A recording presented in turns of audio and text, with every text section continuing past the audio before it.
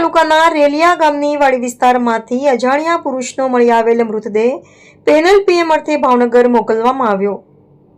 ભાવનગર જિલ્લાના તળાજા તાલુકાના અને દાઠા પોલીસ મથક નીચે આવેલા રેલિયા ગામ નજીક બાજરીના વાવેતરમાંથી આજે એક અજાણ્યા પુરુષની લાશ મળી આવી હતી।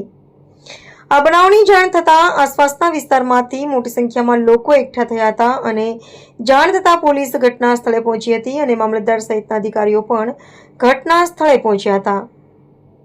જો કે આ મૃતદેહ કોનો છે અને તેમનું મોત કેવી રીતે થયું છે એ બાબતની ચોક્કસ માહિતી મેળવવા માટે પોલીસ દ્વારા મૃતદેહ ભાવનગર પેનલ પીએમ માટે મોકલવામાં આવ્યો છે।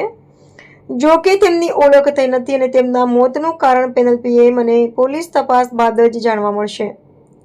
હાલ તો આ પુરુષના મૃતદેહ મળી આવવાના મામલે અહીંના વિસ્તારમાં ખળભળાટ મચી ગયો છે।